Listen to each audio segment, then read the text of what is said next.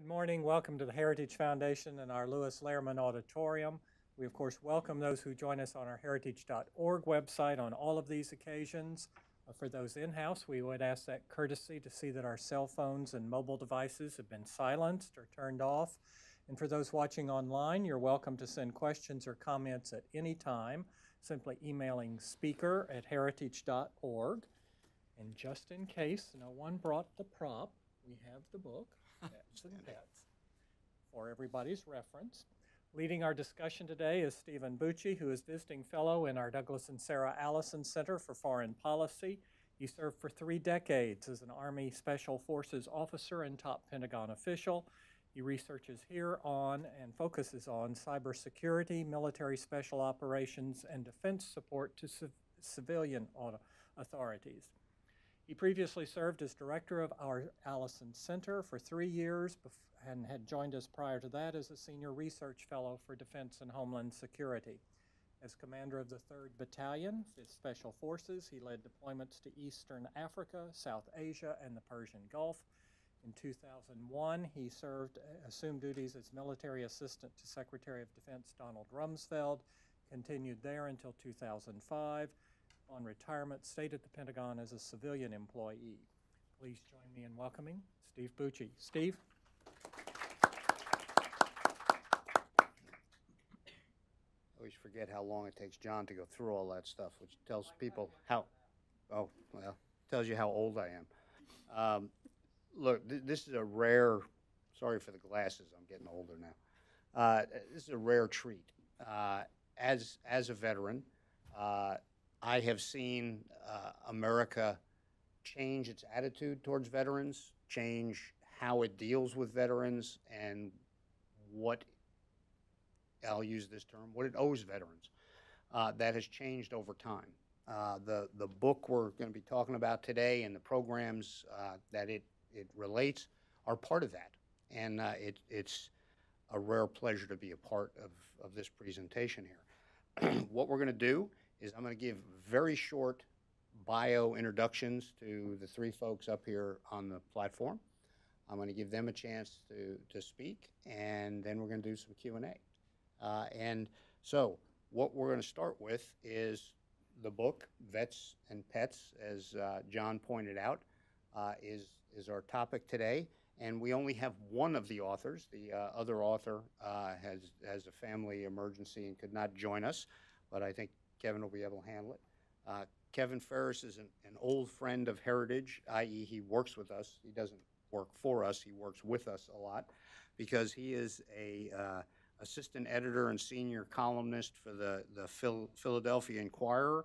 He's also done freelance work for the Wall Street Journal, the Weekly Standard, Christian Science Monitor, among other publications. He's a rock-solid guy, and when he writes something, I recommend you read it because it's never emotional. It's always grounded in facts, and that gets more rare these days. His fellow author, who I'm going to mention anyway, is Deva Guerin.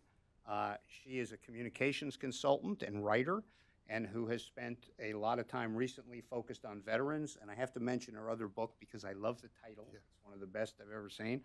It's called Unbreakable Bonds, The Mighty Moms and Wounded Warriors of Walter Reed.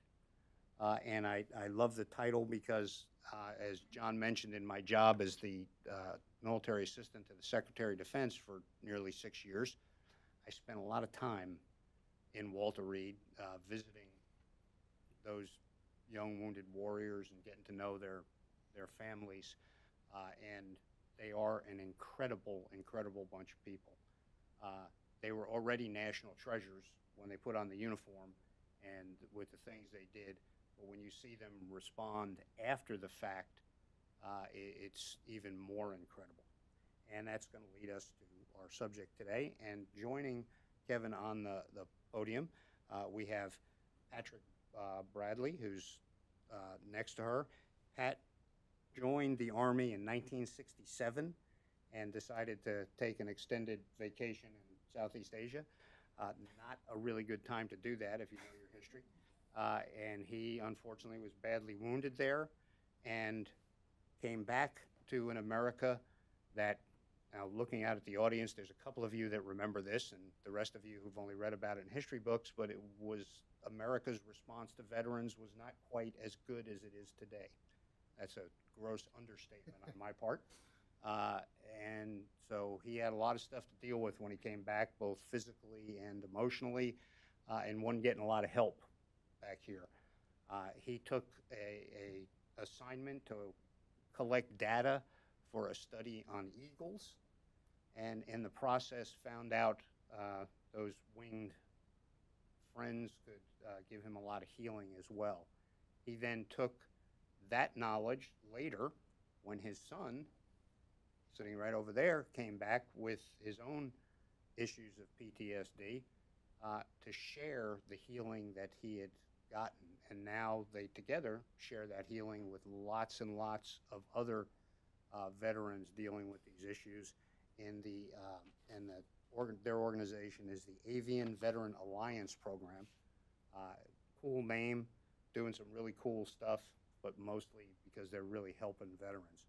And then lastly, on the end, the lady walking around with old Isaac there is Captain Retired Lesley Nicole Smith.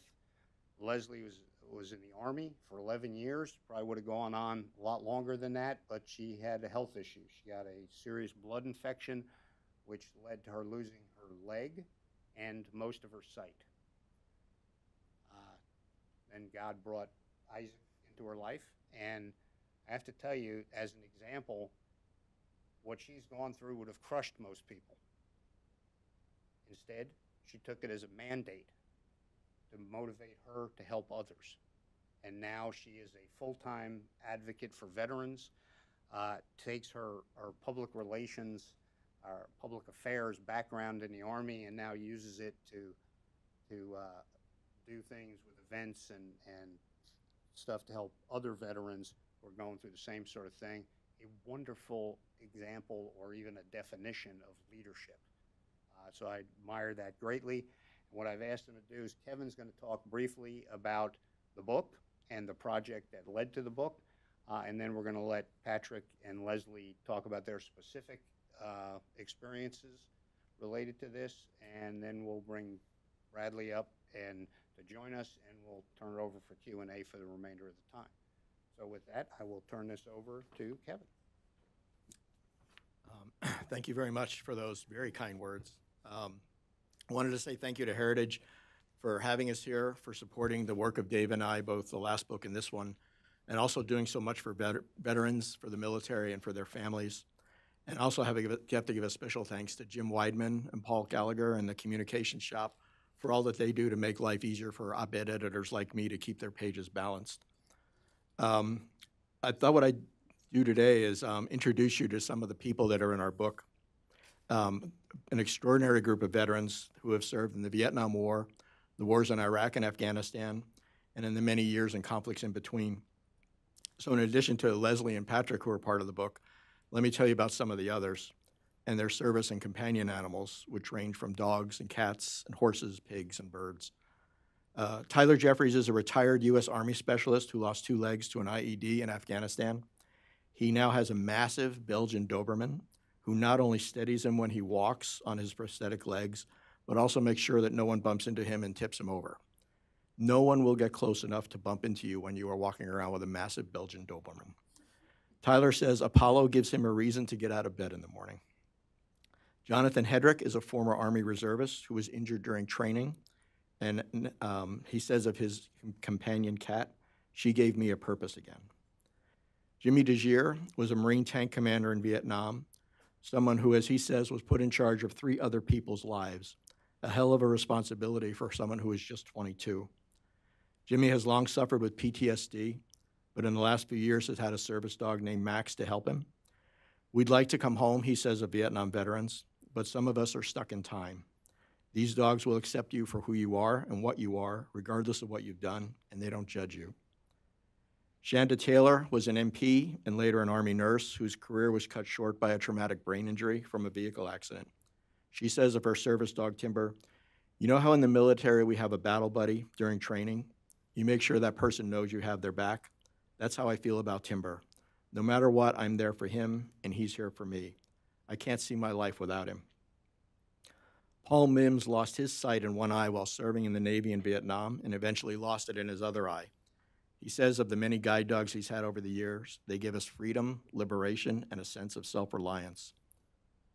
Sean Dunn is an Army and an Air Force vet and a veterinarian, and says of the dogs that she recently rescued, "When I am upset, I hold Crixus in my arms and my blood pressure literally goes down. We fall asleep always touching each other. I've seen countless examples in my practice of the love and bonds between people and their pets, and there's nothing more rewarding than to help an animal who's abused or alone." Another Army specialist says of the Morgan horse that he met through Horses Helping Heroes project, "I tell other veterans that I can't explain it to them, the power of horses, but I just say to them, I hope you'll try it and then enjoy it because it will make a difference in your life. I say that Max brought me back, and he can do the same for you." There's a retired Marine colonel named John Meyer who takes veterans cowboying, as he calls it, through the Semper Fi Fund's Jinx McCain Horsemanship Program. He says our goal is to get them excited about doing something and finding a meaningful purpose so they can be better parents, better spouses, and better citizens. It's not just about raising their spirits for a short time, but about raising their spirits for the rest of their lives. Aaron Hagelin was a Navy dog handler in Iraq, whose dog saved him and others any number of times. It really showed me the unconditional love and loyalty an animal can have with its handler, he says.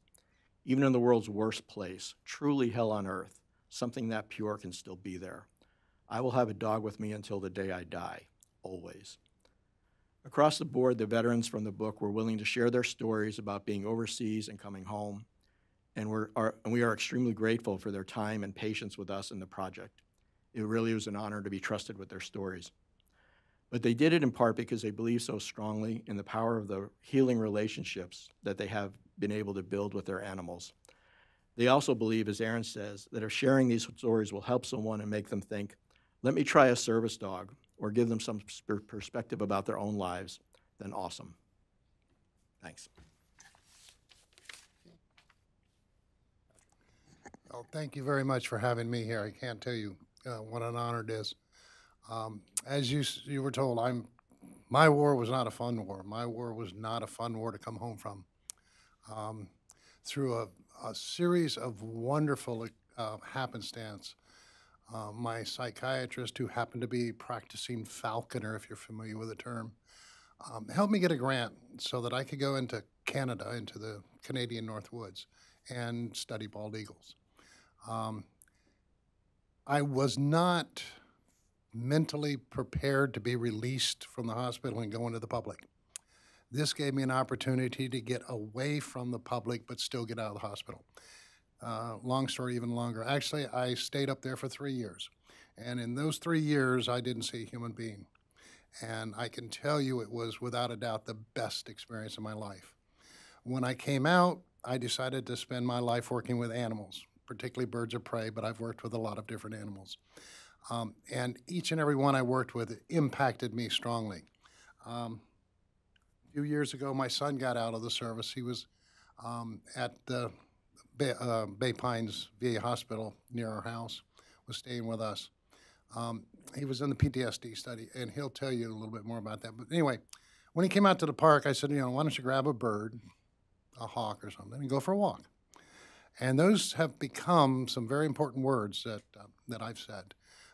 I have veterans coming out 2-3 times a week in groups with therapists.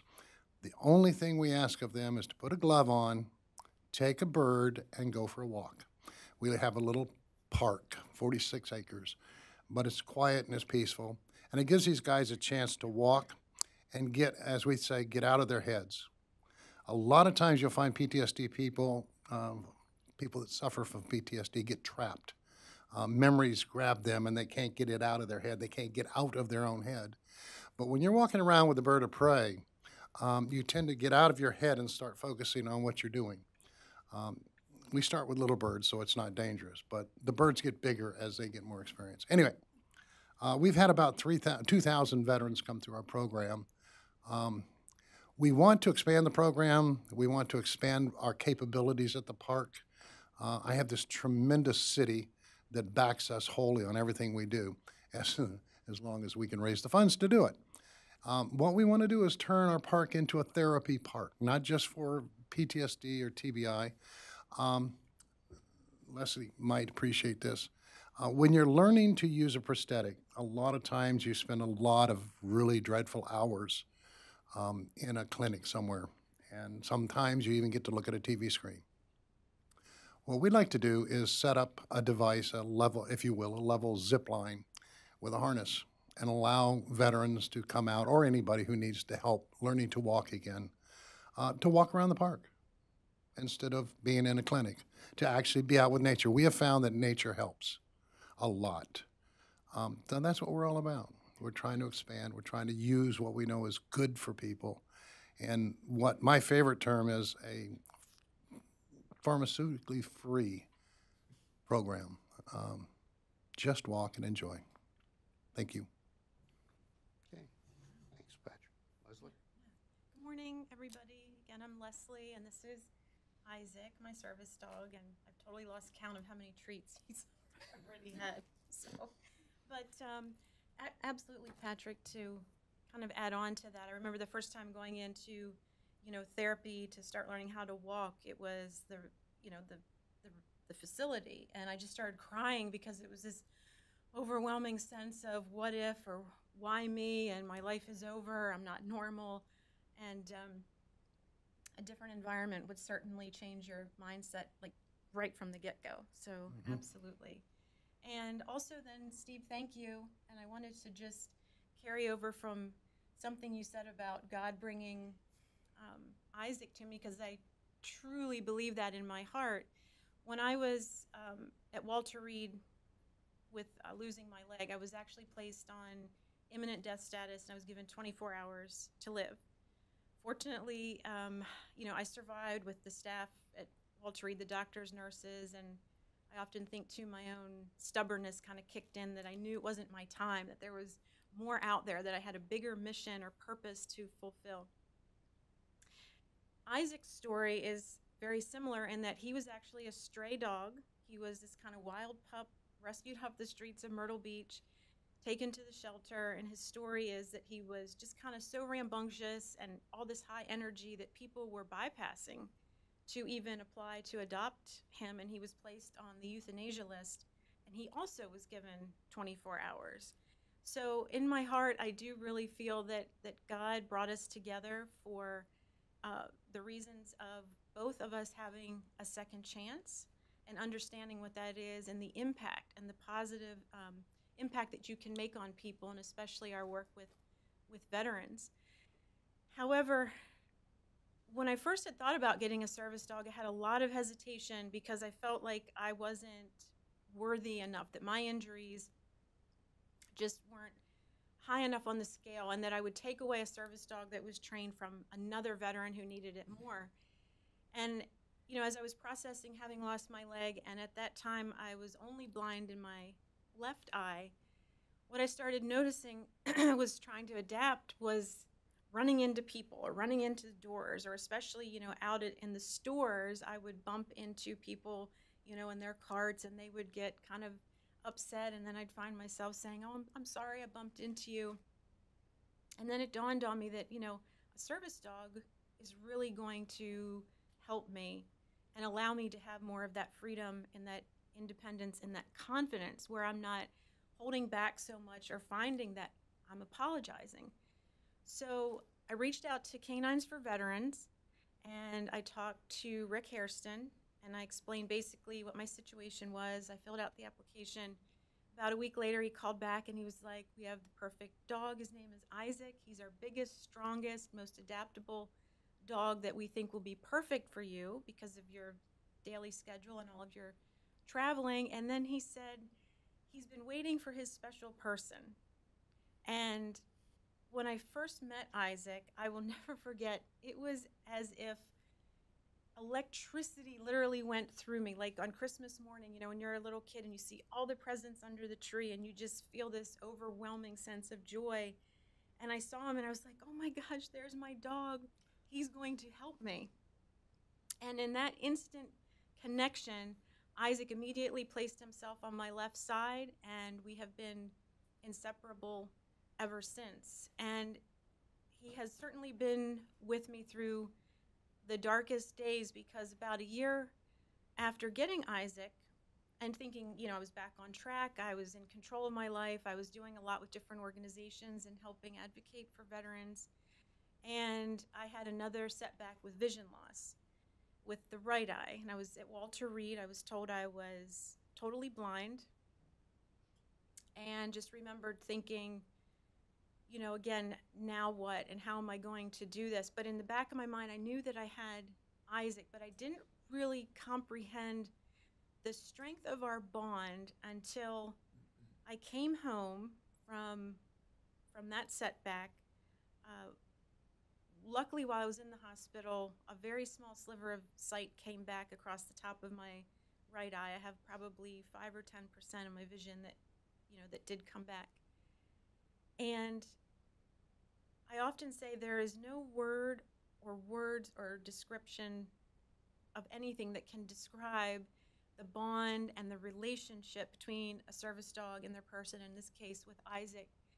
When I came home and I came into the living room and I sat down, Isaac came over. He was right there, but he placed himself right in front of me. And I was sitting, low on the couch, right in front of me. We just locked eyes, and he just stared at me for what seemed like an eternity.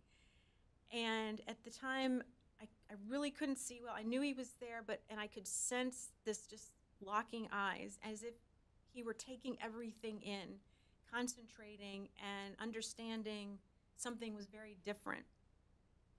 And then he just snapped out of it. The next morning, got up, again, sat down, and I started crying, because the emotions just really took over of, I'm legally blind, what now? I'm never going to be able to say drive again. I don't know what's ahead for me. And there was Isaac, again, right in front of me. And I was kind of leaned over, and just with the most gentle butterfly kisses with the tip of his tongue, he just licked away the tears that were coming down my cheeks. And I just knew that, again, he understood, that he was saying, Mom, I've got you. Don't worry. I understand your vision is different. I'm here for you. I'm going to take care of you. Don't be afraid. And in fact, I often think, if I do lose the little bit of vision left and am completely blind, I'm not afraid. And you really can't put, again, any description of words that captures what that means, in the sense to take away the fear of living in possibly total darkness, but knowing that Isaac is my light, and that every day he does give me that reason to get up, that I want to get up, I want to do more and give back, because he motivates me and inspires me and reminds me, hey, Mom, we were both given that second chance, and together we can make a difference for veterans and their families who are struggling with whether it's visible or invisible wounds. And it just still amazes me, the depth of Isaac's knowledge, his compassion, his understanding, because immediately when I had come home with this new vision loss, Isaac did not have any additional training in that time frame. I mean, we're talking like, just a day or two. And he completely readapted himself to my needs. Like, for example, when he was trained and I initially had him, he walked more flush along the side. Now he'll walk a few steps in front of me. He's trained to also pick items up if I drop them. And normally he would just come and sit right in front of me. I would be able to obviously see him and take the item. Now he knows, and again, he did this all on his own. Now what he does is he'll give me a nose, budge. He'll say, I'm right here. I'll tap your hand or your leg. You dropped your pencil. Here's your pencil or your tissue, whatever it may be, to let me know he's there. And so many other different things that he has just reprogrammed himself for. And so, again, it is just so amazing what the service animals can do for veterans, and helping to allow you to have that freedom and that independence again. And a service dog is like Isaac is, he is my guiding light. I feel so connected to him. I would die for Isaac. I would not even hesitate. And the love and that unconditional love that he gives me every single day to just keep going, that's again what motivates me. And I can see also when we're around other people that he brings that, I think, that hope and inspiration to them as well, as if he's saying, don't give up. There's always that concept of a day away, that within a 24-hour period, your life can change for the better. And in his case, he was rescued for Canines for Veterans and has become an amazing, the best ever, in my opinion, I think, service dog. And then, of course, in my case, I had 24 hours, left to live, but I pulled through. And again, that power of the second chance, when you tap into that, when you're given that, and you understand that you have the choice every single day, no matter what you're faced with or what your challenge is, that you can either roll over and be the victim, or you can make the best of it. When you choose to make the best of it and tap into this inner fortitude and this inner strength that everybody has, then you become unstoppable. And there's this overwhelming sense of wanting to then help other people and give back, because there's really no greater reward I've found since having to be retired and kind of refocusing work on advocating for veterans. That is now my passion. And I do truly believe, for me, going to Bosnia and having what happened brought me back to Walter Reed so that I could be there for the newly returning injured warriors who had lost limbs. Because when I was there, Walter Reed they didn't have a prosthetic to show me. I had all of these questions, like, what's it look like? How heavy? When can I start walking in it? And it was very frustrating to not have the answers. And what I found is that by not being able to wear the uniform and fight the fight, so to say, anymore, I have a bigger mission, and joined with Isaac, we have just really been able to, I think, help a lot of people and put them in the right direction of hope and freedom and finding their independence. Thank you, everybody, for your time.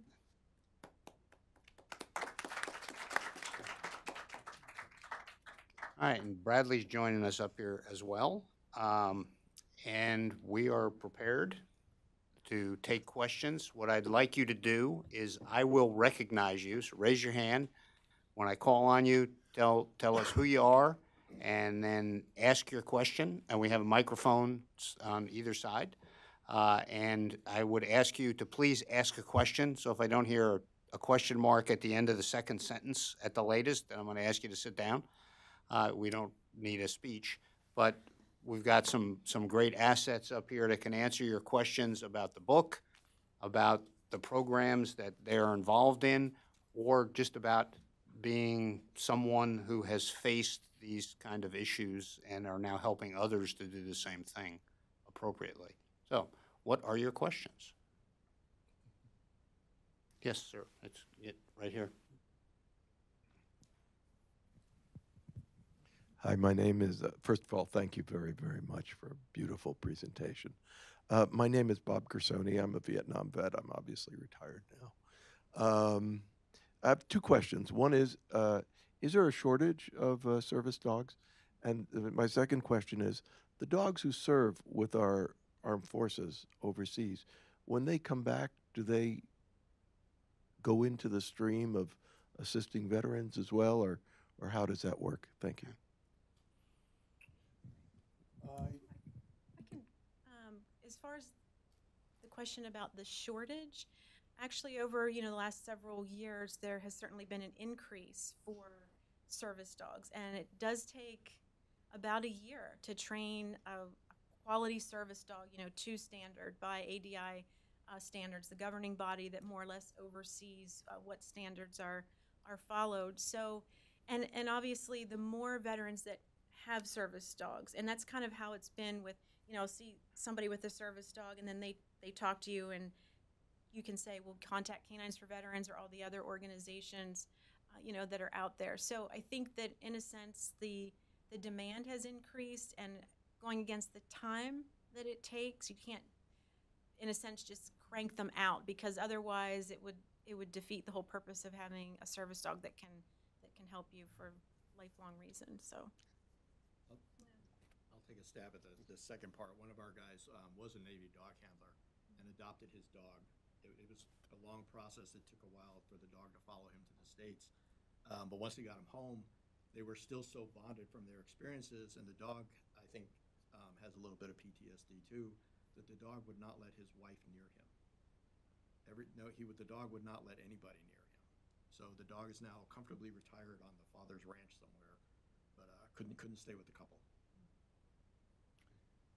That's the story with most of working dogs that come back, is that they rely on that one person so much.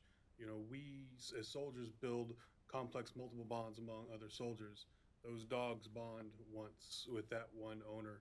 And unfortunately, unless they get back into a society where that soldier is now completely on his own, there are not good contingencies that happen. You know, they don't understand that they can't play with babies like they do with their owners. So unfortunately, a lot of times they don't get to get rehomed. They have been lucky enough to go into some police services, but for the most part, it's the end of their journey.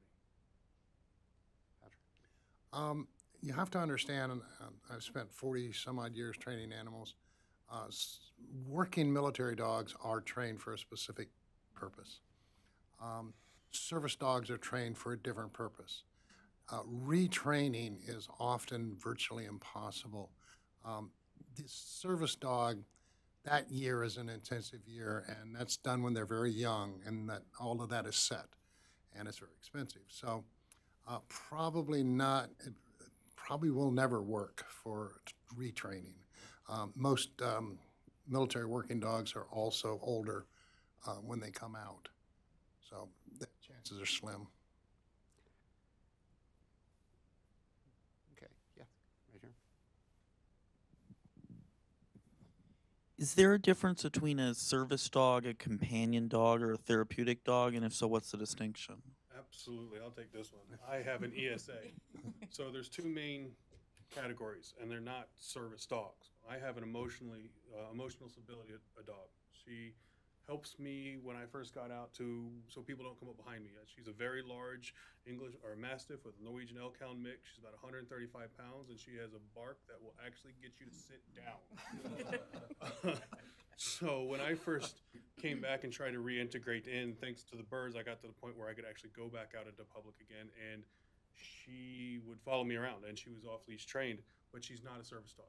She's not there to fill in a disability. She does not have the same rights as service dogs, and it's absolutely correct. My dog was one that when I needed to, I could get down and scratch and I could play. You know, I could have that contact. When my daughter came around, you can get in and scratch and play.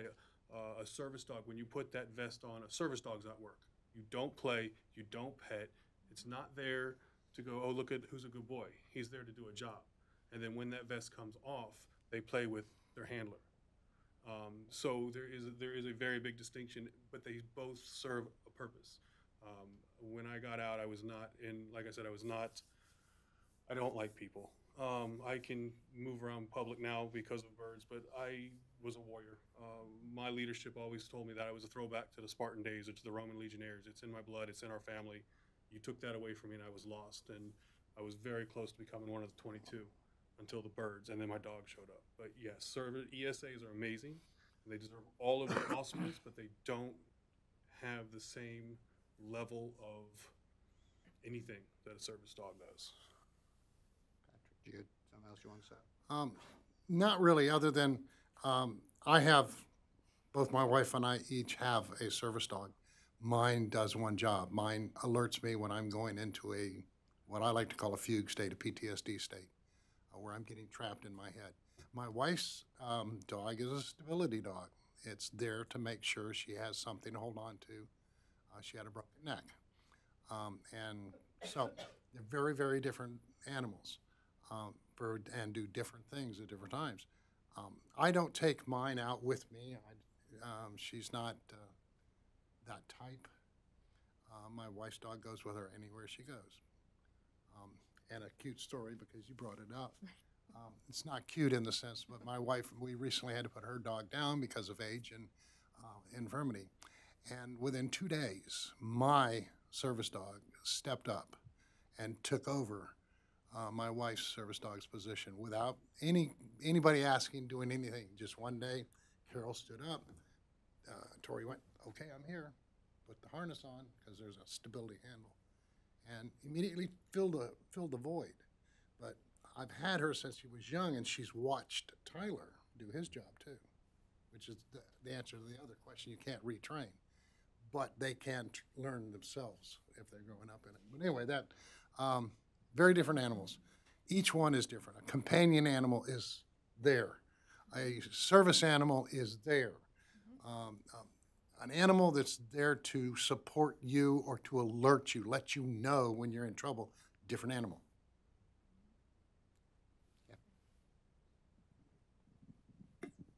Howdy, thank you so much, Mariah with the Heritage Foundation. I thank you all for your service and for coming here. These are obviously not easy things to talk about.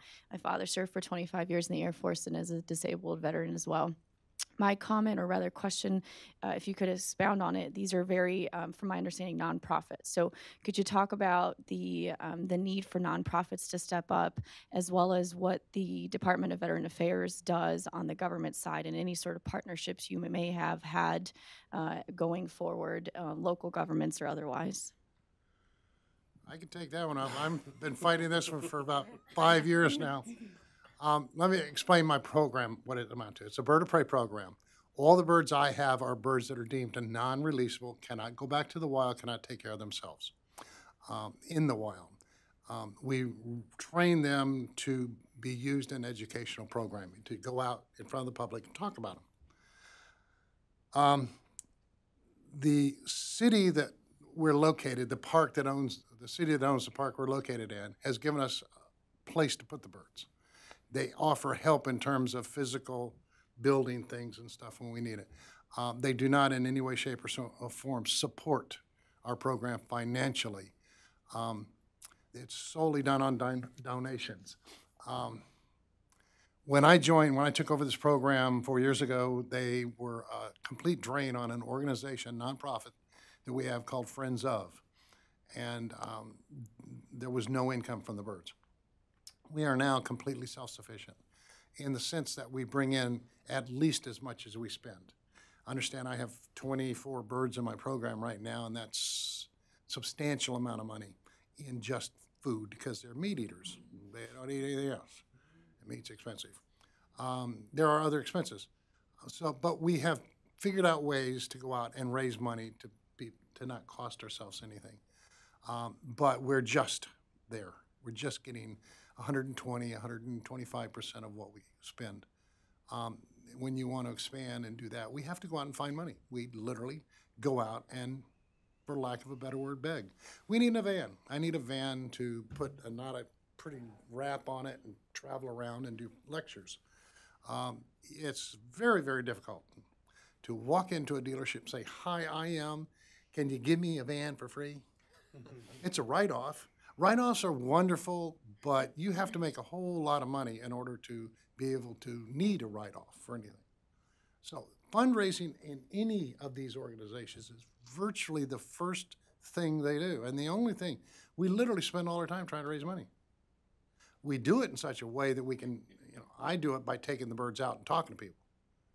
And we have donation jars. You can't turn around in my park without running into a donation jar. You can't walk into a fair or a home program, any kind of a program where we're at, without one of my volunteers walking around with a bird-on glove and a donation jug hanging beside them. It's a constant struggle, but we make it. As far as the VA goes, believe it or not, and this will probably get me shot by a lot of veterans out there, the VA is a good system. It's a system that you have to work at. Like the military itself, they're not going to give you anything. Where nonprofits organizations come in is they're small. They're, for the most part, they start small, and then you can do what you need to do, and you can get that money, that dollar that they put in that donation bucket, turns around, gets taken out of that donation bucket, and handed right to the birds and food. The VA, I work for the vet center in St. Pete. And just a small example is we had an alarm going off on one of our servers. And to get somebody to come out on a Friday within 2 hours to shut that alarm off would have cost $152. So for that requisition had to be sent through the VA, which had to go to here, which had to go to here, which had to go to here, which had to go to here, which by the time it came back, it's next week, and the alarm's still been going off. And we're in it's a counseling center. So it's a nice, quiet MST, PTSD, and family counseling that has this alarm blaring. But to get the VA to come in and shut it off would have taken a week to get the requisition through. Not the VA's fault. It's just the way a bureaucracy and a giant organization turns into. There's checks and balances that in October they budget for the year.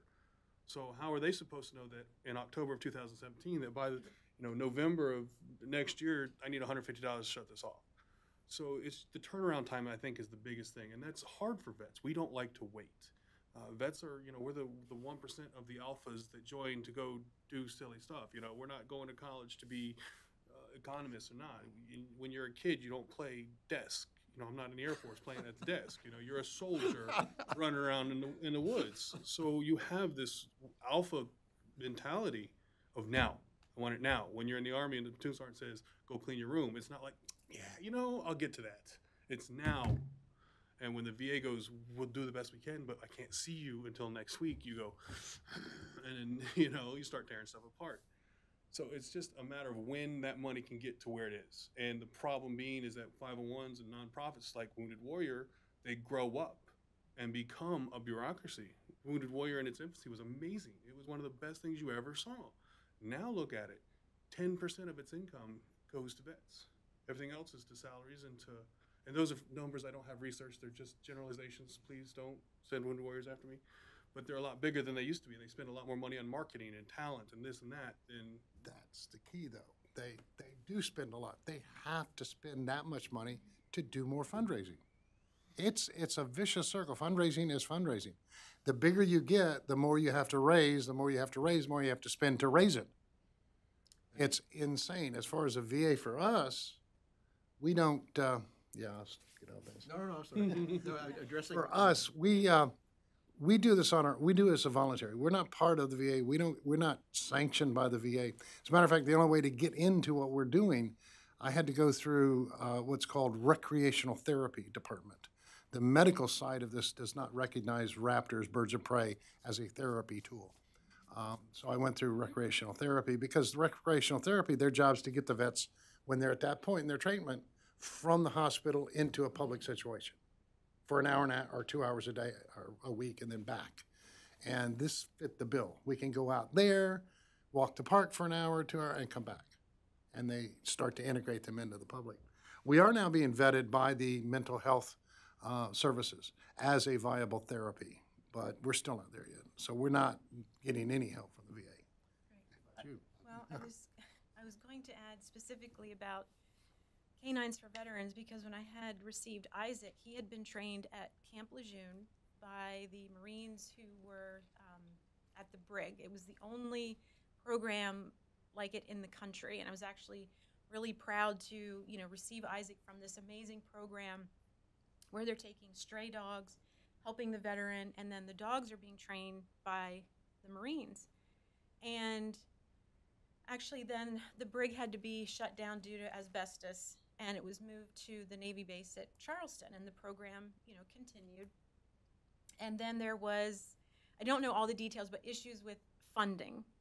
And I remember just feeling, really frustrated and disappointed that more or less the government, I guess in a sense, wasn't either able or willing or wanting to work, with Canines for Veterans, the nonprofit, and seeing the bigger picture. And the bigger picture is you're saving the stray dogs, you're saving, a veteran with either visible or invisible wounds, and then the triple win part of that were the Marines who were spending their time in the Brig, and what they found is that those Marines who were actually training the dogs started to rely less and less on medications or had a brighter outlook, more of a positive, aspect of life in general and what they could do or accomplish once they were released.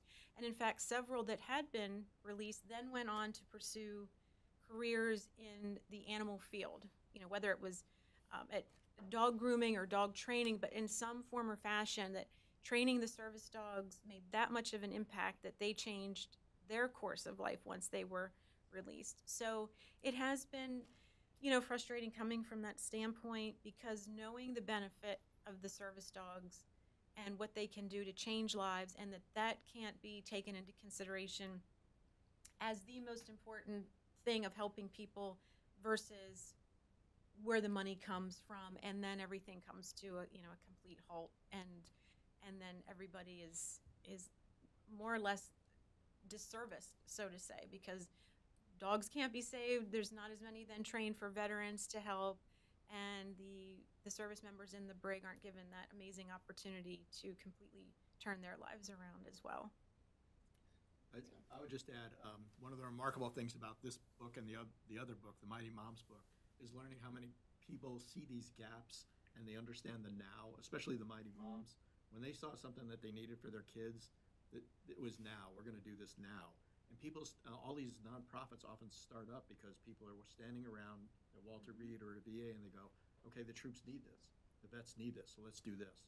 And they get together and they figure it out. Because a lot of the programs where they're saving dogs in shelters and matching them up with vets, these are all nonprofits. And it can cost tens of thousands of dollars to train a dog. They're raising the money to do that and matching up the dogs. I mean, there are definitely gaps in the system, and I agree that I think there are a lot of great people at the VA who are doing great work. But it's amazing to me how people just see the need and then they step up without waiting for somebody else to do it. This is, you know, war is kind of a stupid activity as far as human things go, but good things do come out of them. You know, you talk about prosthetics. Watching the changes in the prosthetics industry since post 9/11 is unbelievable. The quality and the things that they can do with them, it's unbelievable. And this therapy stuff, in very broadly defined, both my wife and my son are in mental health, by the way, so I have some knowledge of this stuff. It's just tremendous. The walls have been broken down. Things like raptors would have never been thought of as a therapy tool in the past. You know, dogs have been around for a while, but now they do this emotional support stuff. That was never recognized until recently. But people are thinking out of the box. And when there's a need, Americans are really innovative. And we're innovative particularly when there's, you know, some skin in the game, like it's a child or ourselves or our sons, and people respond to it. Bureaucracies, having spent my whole life in major federal bureaucracies, don't respond that fast. They lag. It does take individuals. It does take people willing to take a risk, to set up a nonprofit, to use their own time to raise money, and for the rest of us to give money when you see something you know is worthwhile to do. That's, you know, it isn't always the federal government's job to do this stuff. You hope eventually they come alongside and they realize what a great idea it is and move it along. But we as individuals, this is how America was built. It wasn't built because they had a bunch of fancy organizations in Washington. It was a bunch of people who got out and did things because the need was there. This is a prime example of that. This book, yeah, it's a feel-good book. You read it, you feel good because there's some amazing stories. It also make you cry, by the way, because there's a lot of tragedy that leads to the feel-good stuff. But it is emblematic of how America was built, how America will continue to thrive and take care of our own by doing things like this. And these folks are prime examples of that they were not willing to sit there and go, yeah, I got a problem. Who's going to come and help me? They said, no, I'm going to figure this out. And then when they did figure it out, they went, holy smoke, I'm going to go help other people who have the same kind of problems. That's beautiful, folks. We got a couple more minutes. I didn't mean to preach. I apologize. I care about this stuff. Do you want to get on soapbox? Yes, ma'am. Where's right here in the front? Hi. I have a question for the Broadleys. Miss Smith talked about the interaction with her and Isaac. I don't know much about birds at all. Is there a similar thing that develops with birds? That's my first question. Are they emotionally capable of bonding? And the second question is, how do you train them to interact with virtually, I guess they'd be strangers, your people? I got this one. Thank you very much. This is mine. Okay.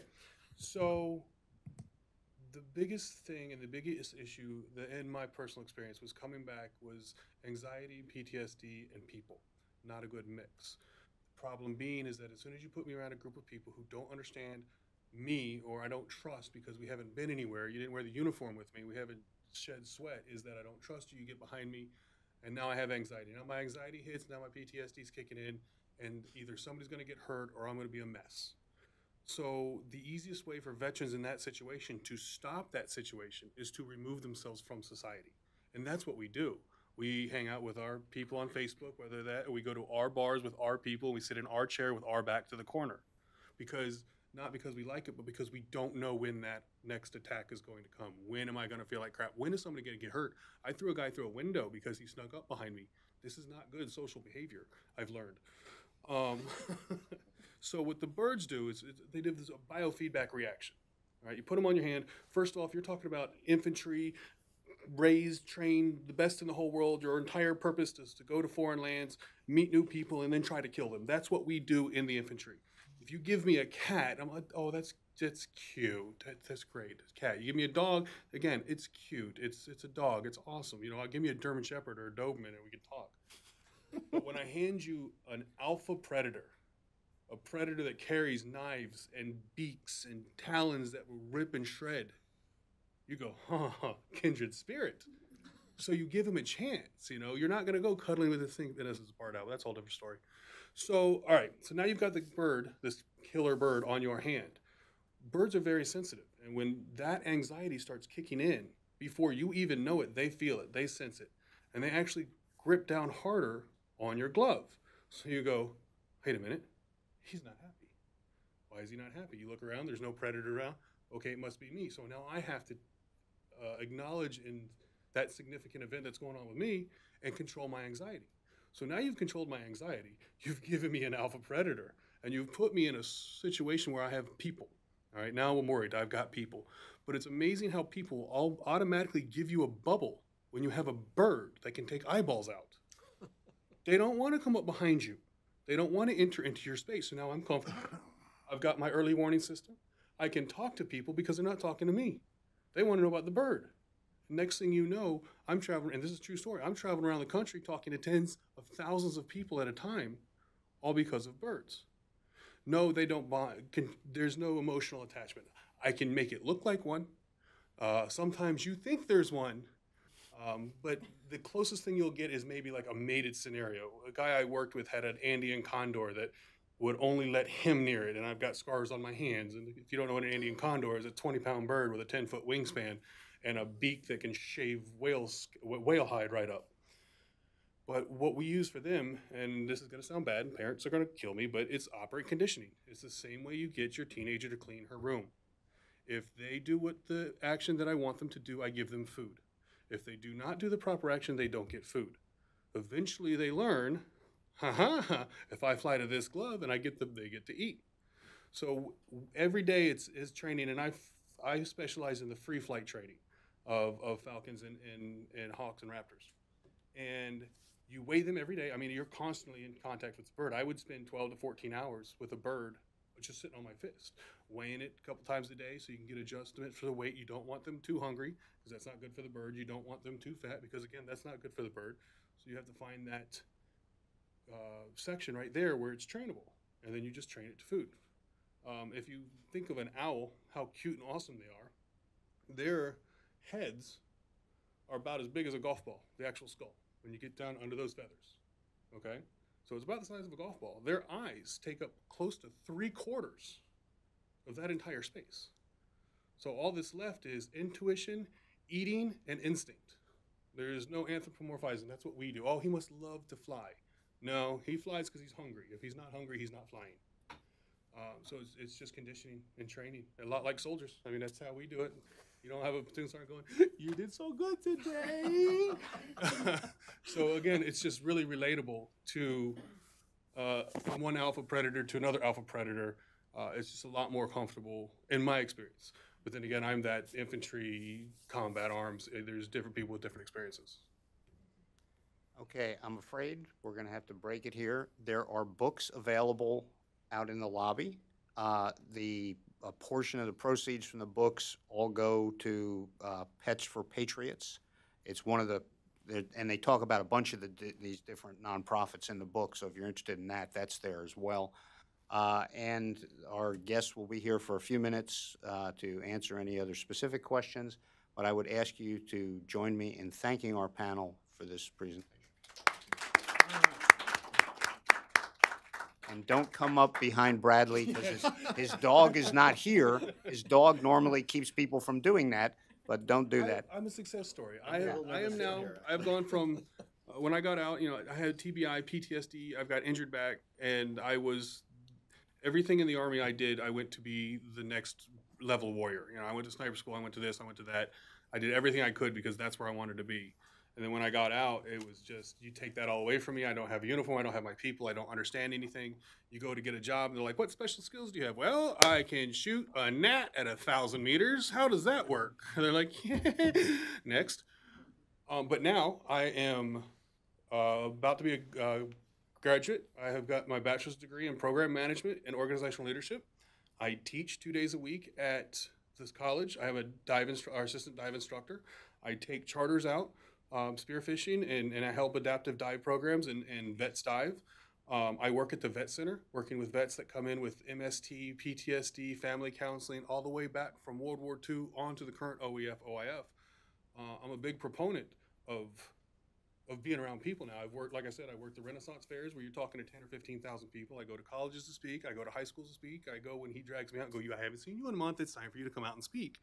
And I'm here in Washington, D.C., and I can guarantee you 4 years ago, you would have never got me to set foot in a city like this. It makes all my itchies and crawlies come away. So you can come up behind me. It's okay. All right. Thank you very much, folks.